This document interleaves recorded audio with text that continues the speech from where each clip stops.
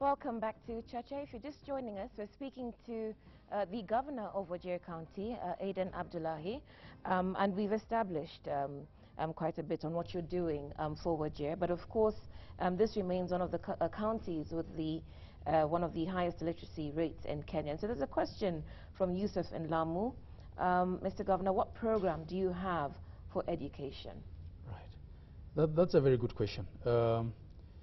The challenge that we're having with education has to do with the mandate question, because what has been developed really is only the ECD and the village polytechnics.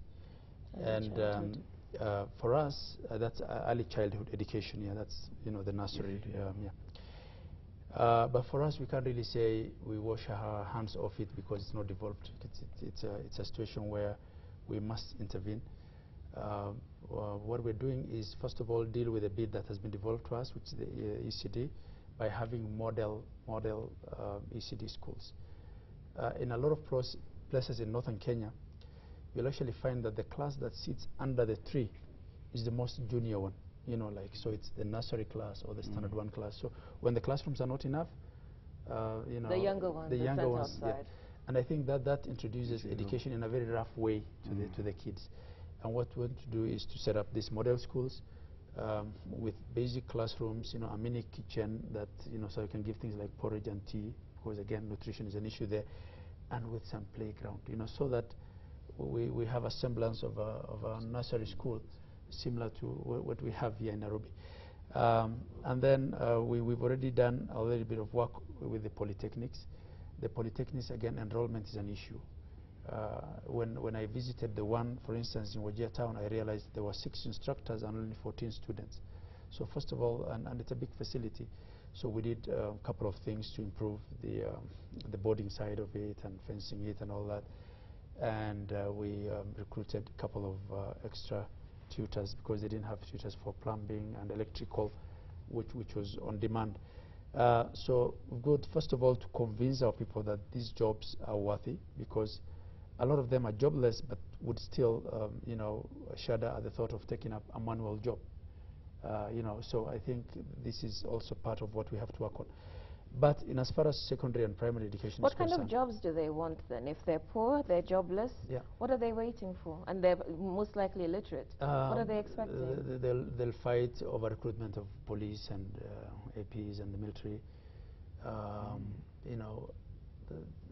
But the actual do-it-yourself jobs, plumbing, electrical. If they don't take those courses, who will build Wajir? We have a lot of, as it is now. Because the Kikuyus come there and build the houses. A lot of those services are actually being provided by people from the rest of, you can't just speak like that. Of Kenya. Yes, it's true that we have a lot of Kenyans from elsewhere who come and build and be plumbers and electricians. So, and the money really is in those jobs now, because the towns and the county headquarters and the sub-county headquarters are really developing at a very fast rate. There's a lot of building infrastructure that's coming up. Private investors also. Yeah, so you're answering a question one of our viewers asked about investment opportunities. For people listening who are thinking about, making, some money, what opportunities exist in Wajir? Right, if I finish the bit of education, what we want to do is to, also invest a bit in the primary and secondary by recruiting teachers on a PTA arrangement, because we have a shortfall of 1,000 teachers in primary education, for instance. But why should they come to Wajir? Or are you planning to recruit locally? We will advertise and pick up whoever is interested. Maybe there's a surplus of teachers in another county. Yes, there are many. And if we have to wait, we know it's TSC's mandate, but the numbers that we have is not sufficient, so we want to chip in and help to the best of our ability. So when we put the advert, whoever is qualified and is jobless can apply. We don't segregate. But I think the question Woodwork is asking you, Bona Governor, is very crucial. What investment opportunities are there in Wajir, rather than you or the national government suffering and struggling to build schools? Yes. Probably Mburu may have some money, and I can come and invest in an institution in your county. Yes, there are private schools, definitely. There are people who've invested in, but what percentage of the population does it serve? How many people can pay in a county like that? So the private schools also do exist. But in terms of wider opportunities for investment, livestock is a mainstay.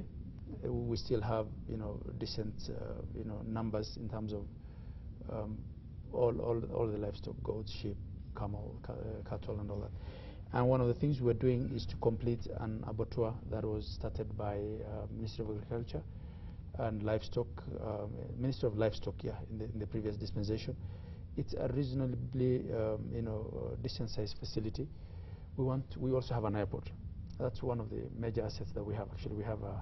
Didn't know that you had an airport. Yeah, we have an international airport. Yeah, it's an international airport. Really? Yes. Where does it receive planes from? If it's international. Mostly, for now, for security reasons, all planes coming from Somalia have to land there first, as the first port of, what do they call? Entry, and then before they're allowed to proceed to Nairobi. But there's also charter planes and these mirror planes that all come there. But it can accommodate planes of decent size. It's an airport really. And once we finish the abattoir and we're doing the road, we're tarmacking the road. It will be one of the first tarmac roads in Wajir between the abattoir to the airport. And the idea is to open that up to the export market. And I think it should not be onerous, because even small towns in Somalia, a lot of our livestock actually gets sold in Somalia because small towns or medium-sized towns in Somalia have abattoirs that do exportation to the Middle East. So that's one of the areas that we can tap in. Of course, there are other natural resources. There's a lot of limestone, so if we can have solutions around the electricity issue, even it should be possible to do a cement factory. But I think the quick things that we can do is, first of all, irrigation, and this is why we're fixing the water issue, so that and we invite people to come and even do commercial farming, dryland farming. It can be done if you can store water and plant anything. I think I like that. That's great, because if you go to the dry countries, you mentioned Dubai. Sometimes back when I visited there, I was told the most important ministry is the water ministry. We've been quarreling with Egypt because of River Nile. Yes. They want to take advantage of that place. Agreement. Sudan, they have been doing the same. So we may think of so many things in northern Kenya, but the main thing is sorting out the issue of water. So that you can have even golf courses in Wajir, where international matches can be played, or Mandera or Wajir.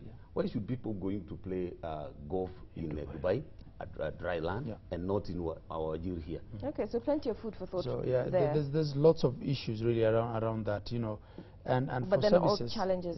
Services, go ahead before going to challenges. For services, as you said, in education, in healthcare, and all that, we encourage people to come and invest privately, but we will do our bit to improve the public services with respect to education, with respect to healthcare. Of course, the roads are an issue. And we're doing what we can to fix, to gravel and grade our roads. The money that we have might not be sufficient to do any serious tarmac. We'll probably just concentrate on the major settlements.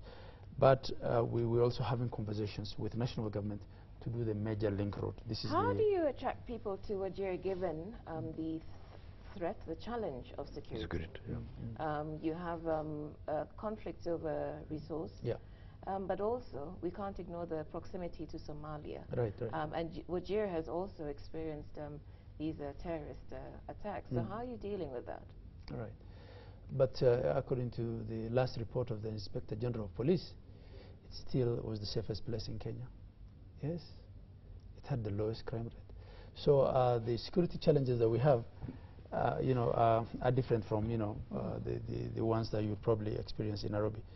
We won't, if you were to come, you will not be scared that you'll be mugged in town or something like that.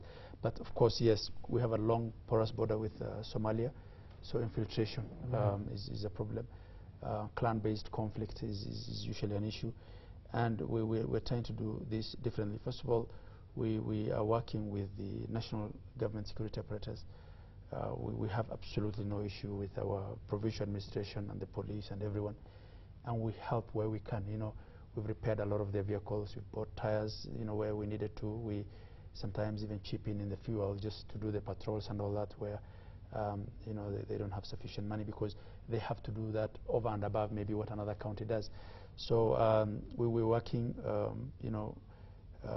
very closely with them. Two, we also invested in our own peace clan elder system, and this is something that's carried us through Wajir has had a history of clan conflicts, but of late, things have really calmed.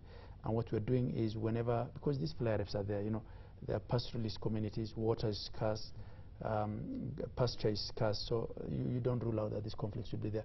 We have a system that quickly responds. I have a peace coordinator working with a number of peace elders, and we respond, by facilitating them to get to site, bring the elders together, reach, resolutions fast enough so as to avoid escalation. So these are things that we do. What about smuggling and the issue of sugar? Sugar smuggling is a serious matter. Standard the other day wrote a long story about it. There's sugar smuggling including the smuggling of small arms, and then the issue of IDs. The issue of IDs. Right. Kenyan Somalis of your own classmates not getting IDs, but being sold to Somali citizens. The issue of smuggling is a problem, especially with respect to sugar. And it's a catch-22, because the sugar comes in cheap from the other side, and the people don't have, their purchasing power is low, so they'll buy, cheap sugar if they find it.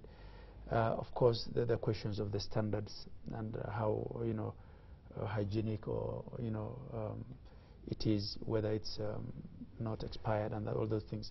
If you don't have an entry point that actually looks at this thing, and KEBS does not have offices. KEBS doesn't have offices there? Yeah, it does not. So what have you done about that, given the problem of smuggling? Right. And I was getting to that. Part of the challenge also is, some time back when there was a security problem along the border, I think this was years back, it preceded me, the border was closed.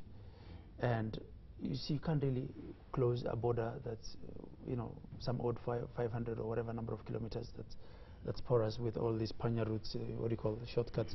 Yeah. So we're trying to see if we can have the border reopened, so that at least the known border points can be active with KRA stationed there. We actually, I think, have even had conversations with KRA to maybe sort of contract us as county government to be the ones collecting the taxes, because that way national government adds something, and we earn the agency fees. So I think we're having discussions around the same. But I think that has to be also looked into from a security perspective. What are the cons and the pros and cons really of opening the border. The other issue you asked of IDs, yes, it's a challenge. It's been a challenge for some time. It's maybe probably one of the agonies of being a Kenyan Somali, because the average Kenyan will look at you and like, you're from the other side. And I think that mentality has been carried into the immigration system. Of course, it's compounded by the insecurity in Somalia and the Al-Shabaab and all that. And corruption. And of course, corruption, as he says, yes.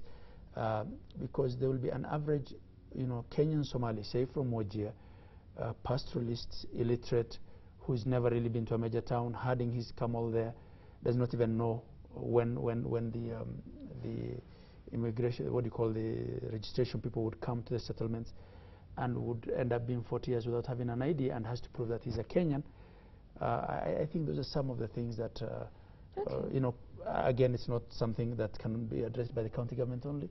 It's something that maybe as the entire leadership engaging national government to look at our peculiarities, and whilst also ensuring that the wrong people... That's a suggestion actually from a viewer. Yeah. Allow me to thank the Wajir governor for eloquently outlining his vision for Wajir County. I'm glad he understands his county's challenges and opportunities quite well.